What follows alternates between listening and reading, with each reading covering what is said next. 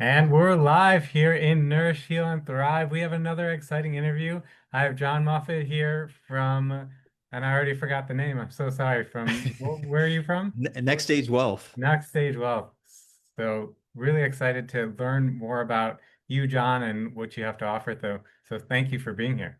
Yeah, Derek, thanks so much for having me on your platform. I've been following you guys for a while, and I really love the stories that you're sharing and the communication from the tribe of people that are coming together that are focused on this journey. And so I really appreciate you having me on. I thought a lot about this time that we have and wanted to use it very preciously to talk a little bit about myself and my journey. I'll share a little bit about what I do at the end and how I might be able to help people in the areas that I specialize or an expertise in. But I really wanted to speak to some things that kind of transform me in my life through the different processes and the different journeys that I've gone on. And they say never start when you were born, so I won't quite start when I was born, but I am going to start at a very young age and kind of tell my life story a little bit and share it to see if it can impact anybody else's life through some of the journeys that I've gone through.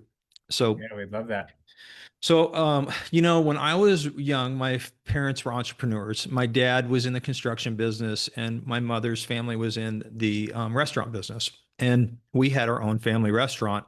And I remember at a young age realizing that we didn't come from wealth. And I was fortunate enough to be around a lot of individuals that had generational wealth and see kind of how they lived their life and, how they were a little more privileged. And not that I was jealous, but I really wanted that for my family and for the generations to come.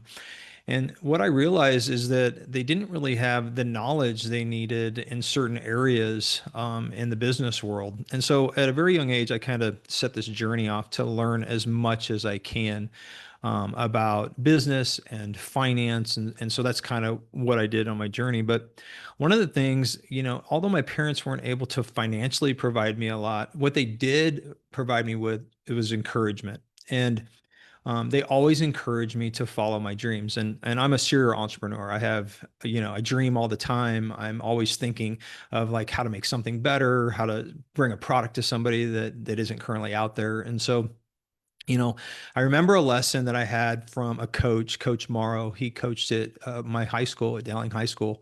And I got called up from the sophomore team. I was a football player, and I got called up at the sophomore team.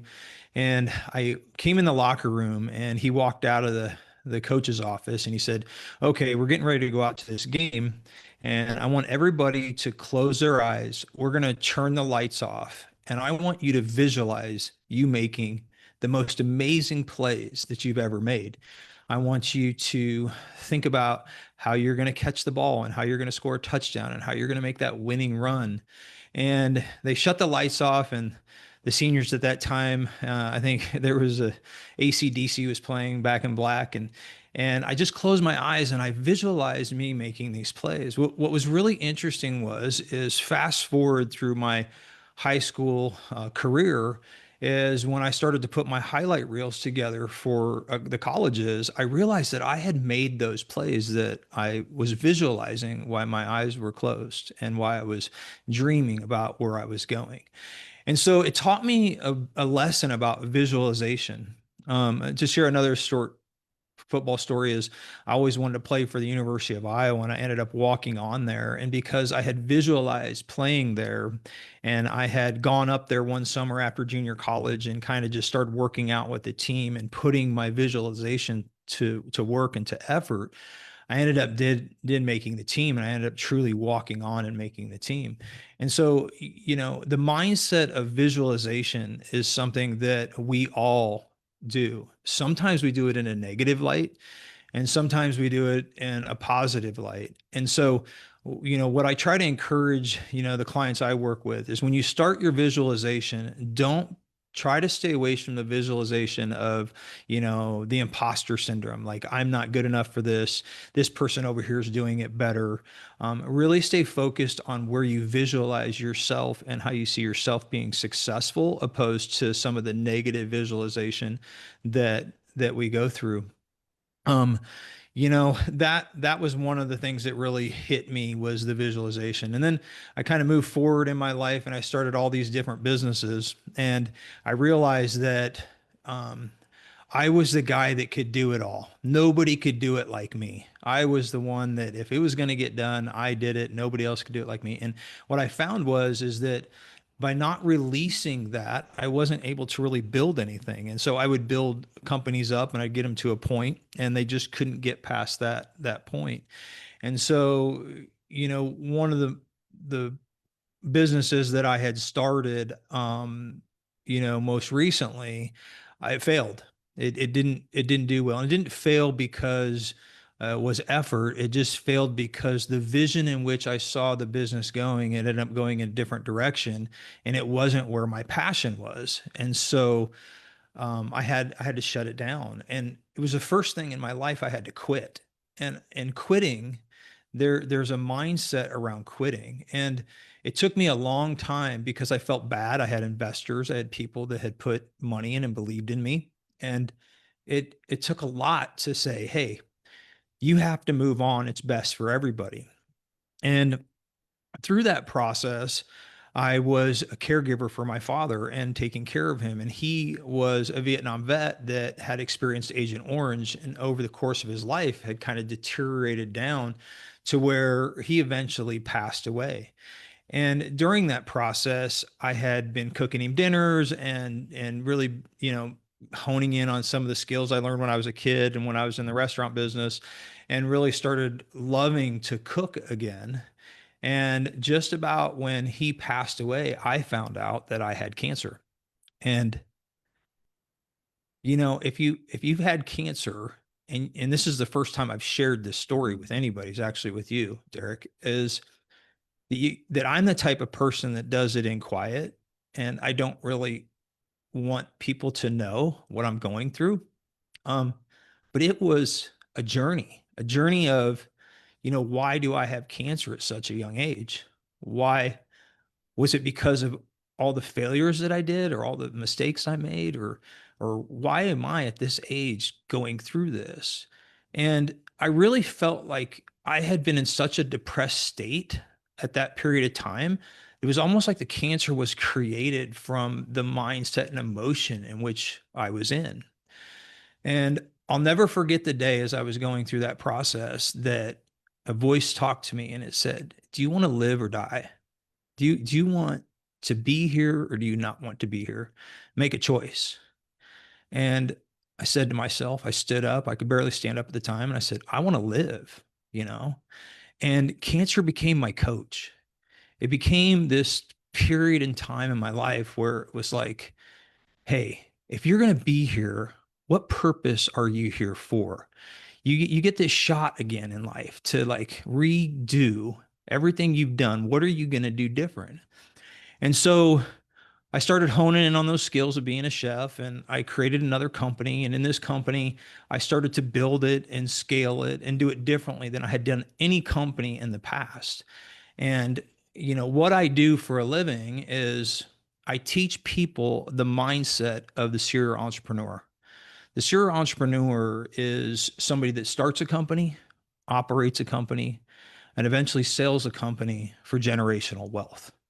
And there's a mindset and a spirit and emotion that goes with every stage of that process. And so using that foundation of why are we here? What are we here to do? Like, for example, you've built this amazing community where you're connecting all these people.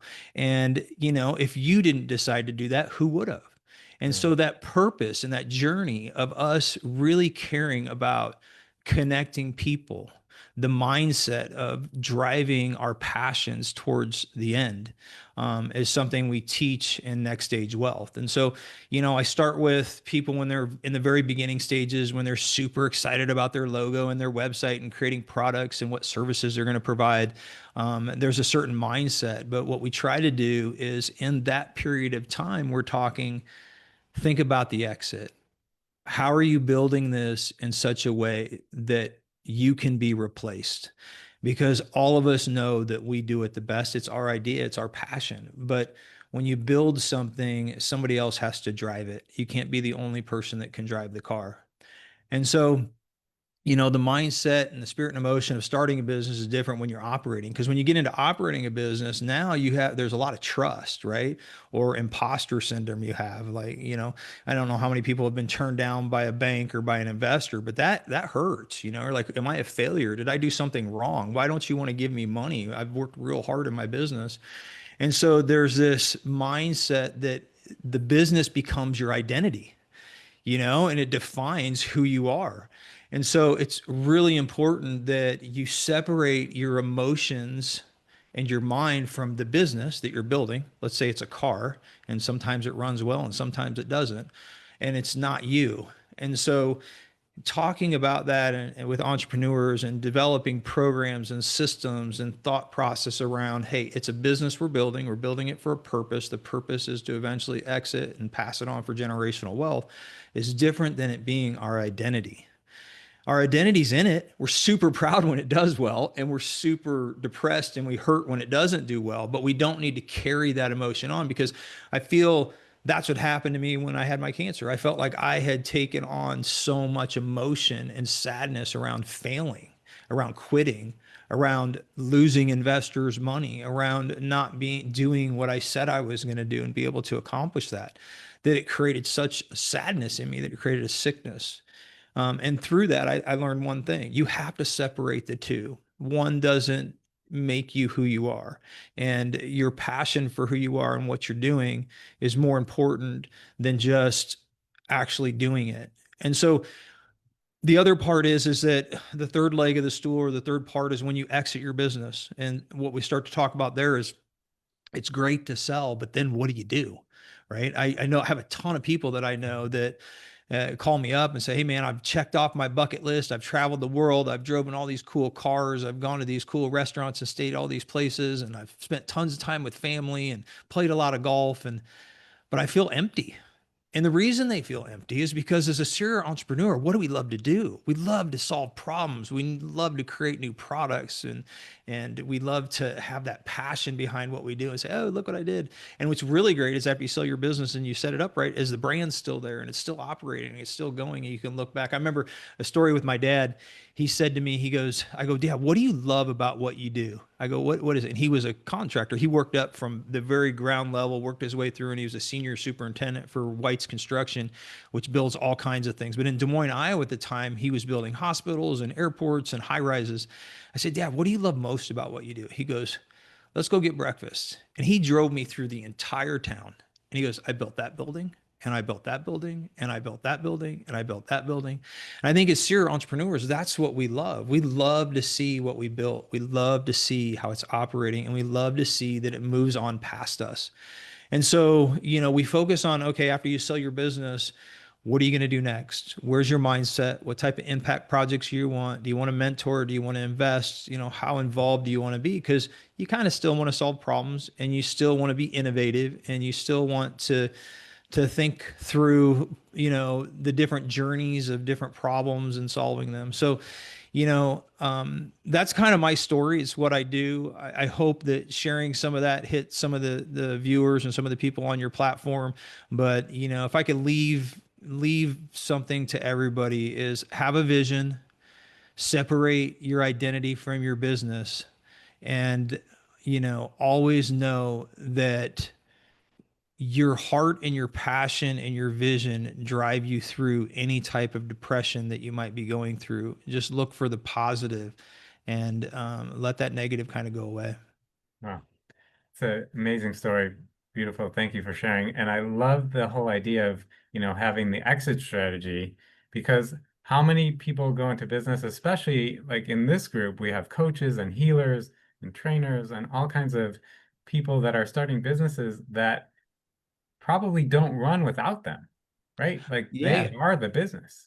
Yeah, and so I thought a lot about that as well. The only way that you do that is, for example, if you were to look at Vince Lombardi, and Vince Lombardi was a coach, and what he shared was his knowledge.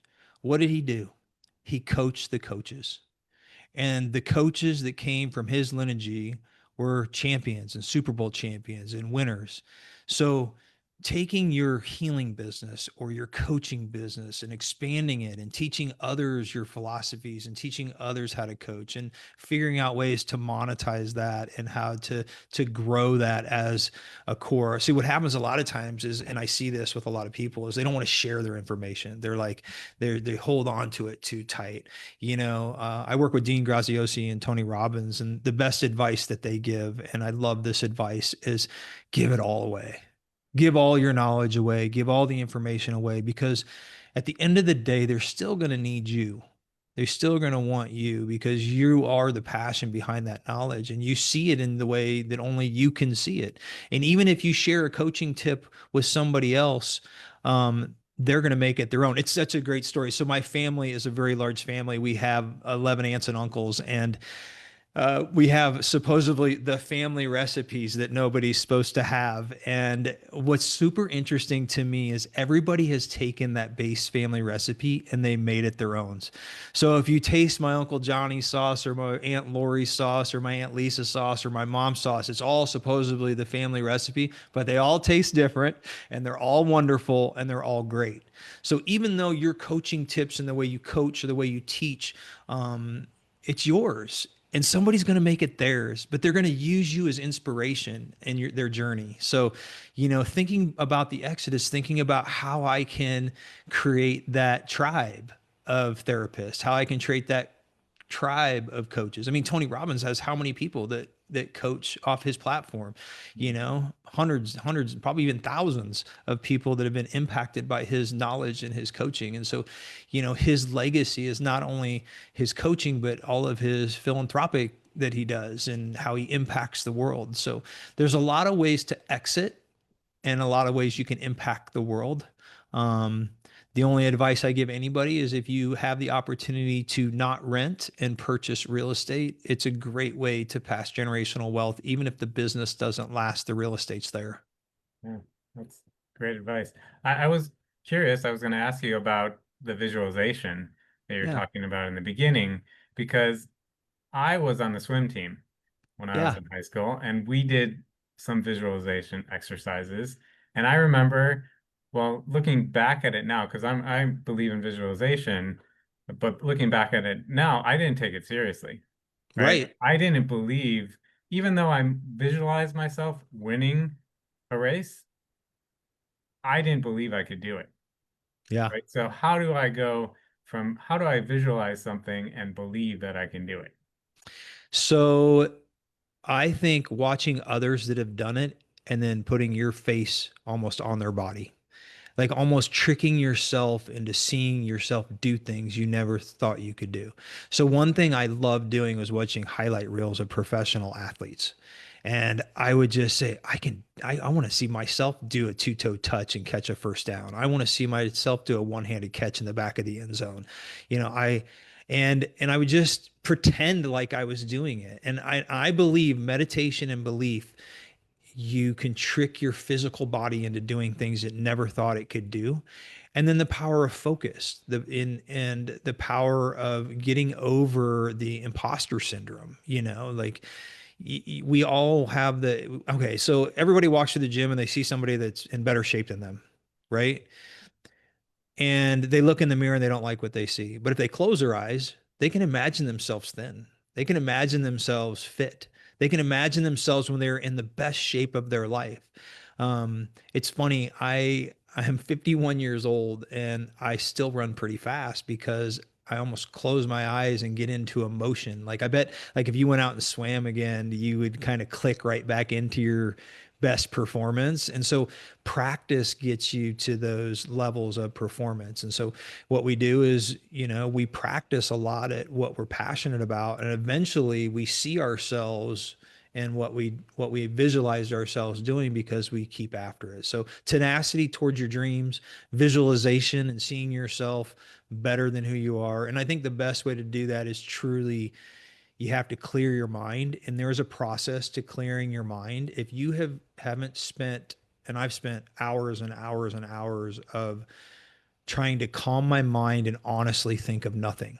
like to get to a point where you can stop your mind. My wife, she can't do it. She goes, I can't stop my mind no matter how hard I try.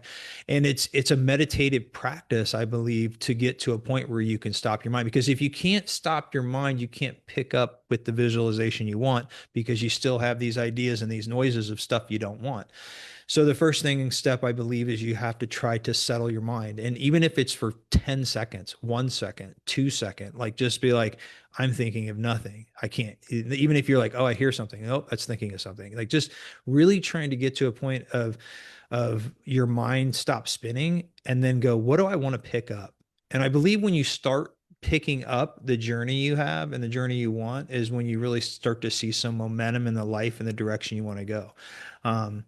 Food, I lost 40 pounds at one time. And I remember, I was drinking, 12 beers a night. And, and it wasn't to get drunk, it was just to have something in my hand. Switching that to water and just having that water, I lost 10 pounds. Right. And then the effect of alcohol and what it does to your appetite changes how you eat. Right. The other discipline is like, when you just get fed up enough in life, what do? You got to throw everything in your house away, especially when you're trying to lose weight. Like you can't have anything in there. And then when you go to the store, make it hard on yourself, like just try to stay in the produce aisles, try to stay in the protein aisle, stay out of the middle section, like just some certain rules. But if it's in your house and you can't control your eating, you're going to eat it. So and you got to have people around you when it comes to eating as well, like that are on board with you, because the hardest thing to do is if you want to stop drinking and your spouse or your friend pops a drink in front of you and starts drinking. So, the people you associate you with, the stuff and environment you have around you, really affects, eating as well. Cause I lost 40 pounds and it was a journey, and, I'm so glad I've kept it off at some level, because it was the hardest thing I ever had to do, is lose that 40 pounds. Yeah, congratulations on that, and Thanks. congratulations on your whole journey because it's been amazing, and I really appreciate you sharing. Yeah, yeah, man. Thanks for having me on. I hope it hit home for some people. I want to let people know that they're not out there alone. A lot of people kind of go through their stuff in silence, and just know that, I had a good pastor friend of mine one time, Robert Brooks. He said, just know this: the person next to you is probably going through the same thing you're going through, but we just don't share it. And Mm. so, knowing that there's other people going through what you're going through, you're not alone. Find something positive to hang on to. Let the negative stuff roll off. Has Love really it. been my journey. Yeah. It's beautiful. But I thank you so much. This is really great. Yeah. I think people in my group will really connect with you. Oh, And great. if you are watching and you are connecting with John, he's gonna put links in the comments so you can connect with him, and he'll answer questions if you put them in the comments Yeah. as well. So, John, is there anything that you haven't said that maybe you want to share before we sign off? Oh, I ask, I want to share with everybody, have a blessed day, stay focused, stay positive, and be inspirational to the people around you. And the biggest thing I can say in life is just take one day at a time. Make the best out of the day you got, because you tomorrow will get there, but today is where you make your impact. So, if I can leave anybody with that, it'd be that last few Love, words. love it. Love it. Thank you so much, John. Yeah. Thank you for being here. Thanks everyone for watching. If you resonate with John, definitely check out his links in the comments. If you like what we're doing here in Nourish and Thrive, comment interview and we'll let you share your story. We'll shine a spotlight on you. And even if you're struggling, we'll give you the support you need. So thanks everyone, and we'll see you at the next one. Thanks, Derek.